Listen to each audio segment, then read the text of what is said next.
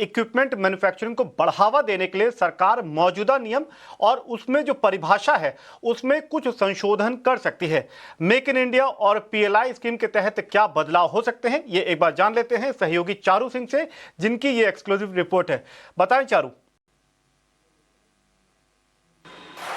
सरकार के सामने इस हफ्ते टेलीकॉम मिनिस्टर के आगे और ज़्यादा स्पेसिफिकली बात करें तो इन टेलीकॉम इंडस्ट्री के कई मैन्युफैक्चरिंग, डिज़ाइनिंग, रिसर्च और डेवलपमेंट वाले स्टेक होल्डर्स ने अपनी ये बात रखी कि उनको मेक इन इंडिया वाली जो पॉलिसीज़ हैं उनके फ़ायदे को और क्लियर कर देना चाहिए। इसका अर्थ ये है कि उन लोगों को परेशानी हो रही है इस बात से कि जो मैन्युफैक्चरर्स, जो कंपनियां अपने ज़्यादातर कंपोनेंट्स को बाहर से इंपोर्ट करती हैं और यहाँ आकर कोई छोटा मोटा कंपोनेंट इंडिया का बना हुआ उसमें जोड़ देती हैं और उसे मेक इन इंडिया का प्रोडक्ट बनाती हैं, तो उन कंपनीज को मेक इन इंडिया की स्कीम्स का बहुत फ़ायदा होता है, उनको आगे आने का बहुत मौका मिलता है। लेकिन यहाँ पर ये इंपॉर्टेंट बात है जानने के लिए कि जो लोग अपना रिसर्च और डेवलपमेंट और डिज़ाइनिंग और मैन्युफैक्चरिंग पूरी तरह से इंडिया में करते हैं, उनके बनाए हुए प्रोडक्ट्स जो कि इंपोर्ट करने वाली कंपनियों से थोड़े महंगे होते हैं, उनको वो फ़ायदा पूरी तरीके से नहीं मिल पाता और पब्लिक भी उस प्रोडक्ट की तरफ जाएगी जिसका दाम कम होता है क्योंकि उन्होंने उसके कई सारे कंपोनेंट्स को इंपोर्ट किया है। इसी बारे में एक मीटिंग इस हफ्ते की शुरुआत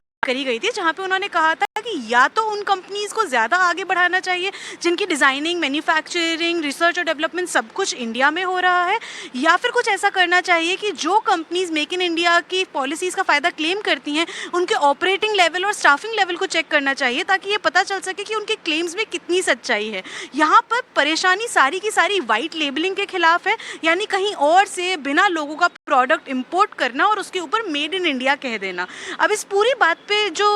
डिस्कशन है, जो डिस्कोर्स है, वो काफ़ी वक्त से चल रहा है। इसके ऊपर और पैरामीटर्स और डिटेल्स भी सरकार ने मांगे हैं और बजट आने ही वाला है, तो ये बात भी देखी जा सकती है कि सरकार इस मामले में कुछ करती है या नहीं।